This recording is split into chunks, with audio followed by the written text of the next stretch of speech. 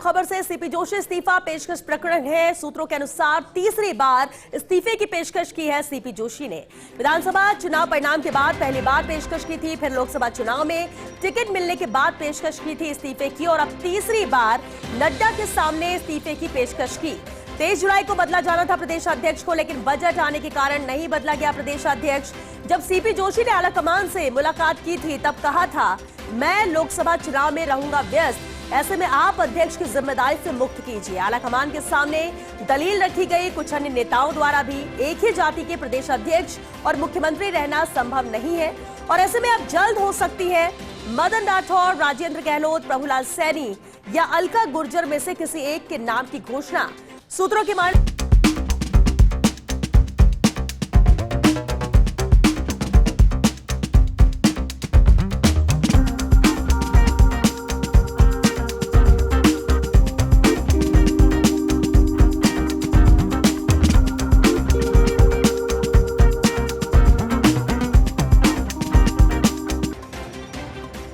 तो तीसरी बार है जब इस्तीफे की पेशकश की है सीपी जोशी ने। विधानसभा चुनाव परिणाम के बाद पहली बार पेशकश की थी।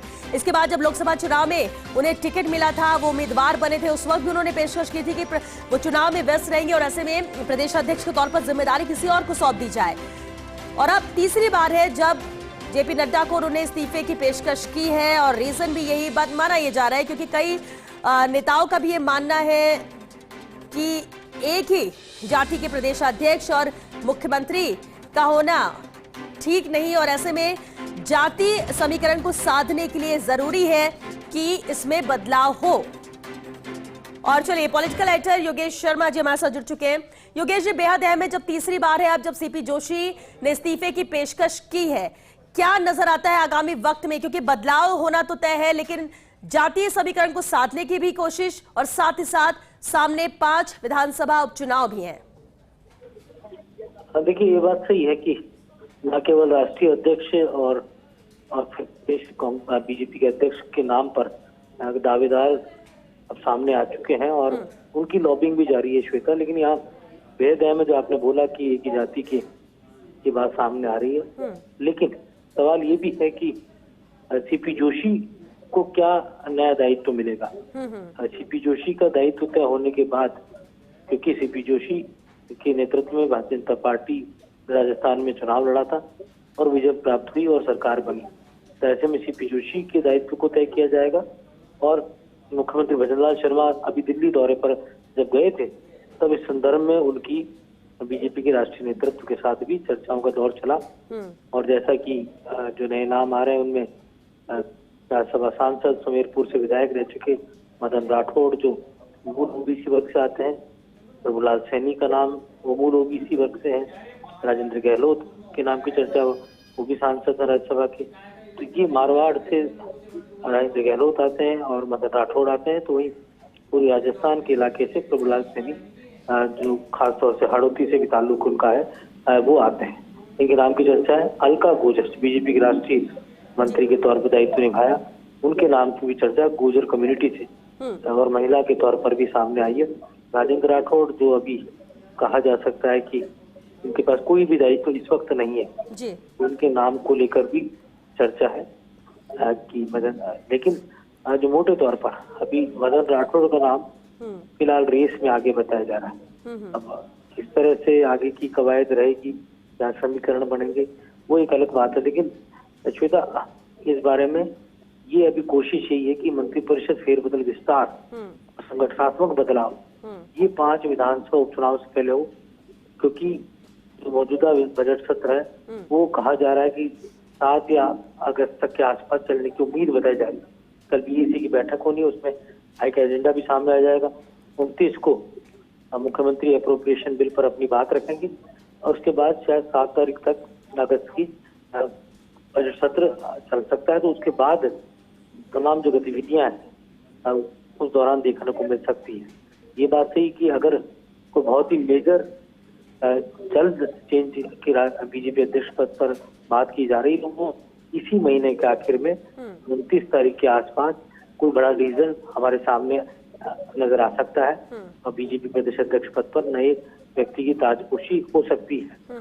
और जैसा कि सीपी जोशी को कुछ समय पहले कहा गया था कि वो अपने जब वो इस्तीफे की पेशकश उन्होंने पहली बार की थी, तभी उनको कहा गया था आप अपने पद पर अभी काम करते रहिए, संगठन को मजबूत करते रहिए और दौरे भी कीजिए।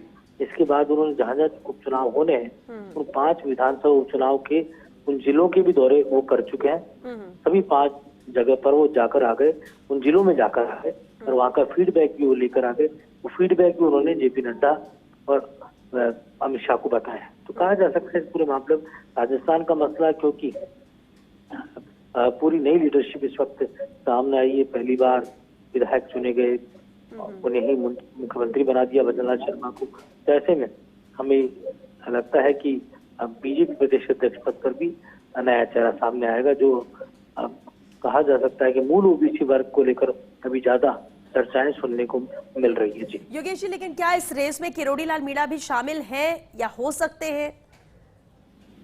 देखिए, 5 विधानसभा उपचुनाव की बात करें तो डॉक्टर किरोड़ी लाल मीणा फैक्टर सबसे मजबूत फैक्टर है, क्योंकि वो देवली उदियारा मीणा वोट बड़ी तादाद में है।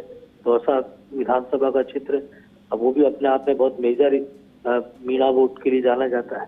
तो एक तरह से चाहे जिला दौसा हो, चाहे जिला सवाईमाधोपुर और चाहे पूर्वी राजस्थान का पूरा इलाका हो, चाहे हाड़ौती का इलाका हो, चाहे जयपुर ग्रामीण का इलाका हो और चाहे जनजाति वर्ग क्षेत्र का इलाका हो। अब मुझे जो लगा कि डॉक्टर किरोड़ी ने जब दिल्ली पिछली बार गए थे और उन्होंने जो बात रखी थी अपनी, उस बात में उन्होंने कहा था कि उनकी मंत्री पद में कोई भी रुचि नहीं है, वो पार्टी संगठन के काम में ज्यादा इंटरेस्ट रखते हैं। बीजेपी प्रदेश अध्यक्ष बनने की चाहत भी उन्होंने यहाँ पर संघ के कुछ प्रमुख व्यक्तियों को बताई है। तो कोशिश बीजेपी की अलग है कि वो डॉक्टर किरोड़ी को किस तरह से एडजस्टमेंट करे। डॉक्टर किरोड़ी की चॉइस मंत्री पद पर रहने के बजाय बीजेपी प्रदेश अध्यक्ष बनना वो ज्यादा पसंद करना चाहेंगे। बहरहाल क्योंकि मीणा लीडरशिप और मीणा वोट बैंक पूरी तरह खिसका है बीते चुनावों के अंदर, तो ऐसे में और ये पूरी तरह कांग्रेस के पक्ष में भी गया है, तो ये कहा जा सकता है कि मीणा वोट जनजाति वर्ग को साधने की दिशा में और शायद पहली बार अगर कोई ट्राइबल या मीणा जनजाति वर्ग का आदमी बनाया जाता है तो बड़ी बात है, क्योंकि अब तक तो भारतीय जनता पार्टी में किसी भी मीणा को अध्यक्ष का पद नहीं मिला। लेकिन ये जरूर है कि डॉक्टर किरोड़ी लाल मीणा आरएसएस तृतीय वर्ष शिक्षित है, उन्हें आरएसएस की तीनों प्रमुख जो कहा जा सकता है वर्ग है वो उन्होंने अटेंड किया है। और इसके साथ ही डॉक्टर किरोड़ी लाल मीणा एक जमाने में युवा मोर्चा बीजेपी का हरावल दस्ता है उसके भी प्रदेश अध्यक्ष रह चुके हैं। तो संगठनात्मक व्यक्ति के नाते उनकी पुरानी संगठन की रीति नीति को जानते हैं, समझते हैं और एक आक्रामक छवि है। लेकिन उनके नाम पर पूरी तरह सहमति हो बीजेपी के अंदर, इसको लेकर एक दिल्ली से लेकर जयपुर तक और इसलिए इंतजार भी है कि नाम तो चर्चाओं में आ रहा है, लेकिन किस नाम पर मुहर लगती है या फिर इन नामों से इतर कोई नाम आता है जिसे कमान प्रदेश बीजेपी के अध्यक्ष के तौर पर सौंपी जाएगी। बहुत शुक्रिया योगेश जी आपका इस पूरी बातचीत के लिए। तो सूत्रों के अनुसार तीसरी बार इस्तीफे की पेशकश सीपी जोशी ने की है, लेकिन अब चर्चाओं का बाजार ये गर्म है कि आखिर किसे जिम्मेदारी सौंपी जाती है। चलिए, चित्तौड़गढ़ से सहयोगी पीके अग्रवाल भी हमारे साथ जुड़ चुके हैं। पीके, बेहद अहम है जब तीसरी बार इस्तीफे की पेशकश सीपी जोशी ने की है और अब ये माना जा रहा है कि बदलाव होगा, लेकिन बदलाव में कौन सा नाम सामने आता है ये भी बेहद अहम है। श्वेता, निश्चित तौर पर ये बड़ा मामला है कि जिस तरह से कोई प्रदेशाध्यक्ष पद पर रह के पहली बार ऐसा हुआ है कि 3 बार लगातार पेशकश कर चुका हो।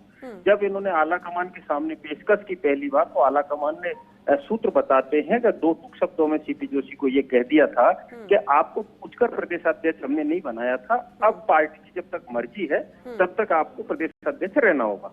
लेकिन उसके बावजूद जब विधानसभा चुनाव पूरे हो गए, जब लोकसभा चुनाव लड़ा, तब भी इन्होंने ये पेशकश की कि भाई मैं सांसद का चुनाव लड़ रहा हूँ, पूरे प्रदेश को नहीं संभाल सकता, लिहाजा मैं इसे पेशकश करता हूँ कि मुझे छुटकारा दिया जाए। लेकिन उसके बावजूद भी कहा कि आपको बने रहना पड़ेगा और उसके बाद अब तीसरी बार ऐसा हुआ है। सूत्रों के हवाले से खबर तो ये भी है कि जब सीपी जोशी की कारसेवा हुई है आला कमान के सामने, तो सीपी जोशी इतने स्वाभिमानी व्यक्ति भी हैं कि एक बार तो वो समय था कि जब किसी विधायक ने जाकर के और ऊपर आलाकमान से सीपी जोशी पर गंभीर आरोप लगाकर जब कार सेवा की थी, जब वो वक्त था कि उपचुनाव हारे थे कांग्रेस सरकार के टाइम पर, उस पीरियड में जब कार सेवा हुई थी तो अपने संसदीय पद से त्यागपत्र देने के लिए आलाकमान के सामने पहुंच गए कि या तो इस प्रकार के आरोप की जांच कराई जाए, अन्यथा मैं कभी जिंदगी में राजनीति नहीं करूंगा। तो कुल मिलाकर सीपी जोशी राजनीति में इतना बड़ा कद होने के पीछे एक बड़ा कारण यह भी है कि स्वच्छ छवि की राजनीति करने वाले माने जाते हैं सीपी जोशी, और यही कारण है कि आज जब उन्होंने आलाकमान के सामने फिर से पेश की है, 3 दिन पहले ये पेश कर चुके हैं, उसके बाद अब जेपी नड्डा के सामने पेशकश की है, स्वाभाविक तौर पर वो चाहते हैं कि एक ही जाति वर्ग और ये सब समीकरण मिलाकर के अपना उपचुनाव लड़े, विधानसभा उपचुनाव। तो निश्चित तौर पर विधानसभा उपचुनाव की रणनीति के तहत ये सारी पेशकश की गई है, लेकिन अब देखने वाली बात यही होगी कि आलाकमान सीपी जोशी की बात को कितनी गंभीरता से लेते हैं, क्योंकि आलाकमान जब इस बात पर लग जाए कि नहीं यही व्यक्ति बैठेगा तो स्वाभाविक तौर पर आलाकमान पूरी ताकत लगा देता है और आलाकमान पूरा जातिगढ़ समीकरण सारे मिलाने की कोशिश तो करता है, लेकिन फिलहाल अभी ये कह पाना बहुत जल्दबाजी होगा कि सीपी जोशी को हटाएंगे या उपचुनावी। बिल्कुल, और कितना वक्त लगता है, कब तक आता है फैसला, ये भी बेहद है। बहुत शुक्रिया पीके अग्रवाल आपका इस पूरी जानकारी।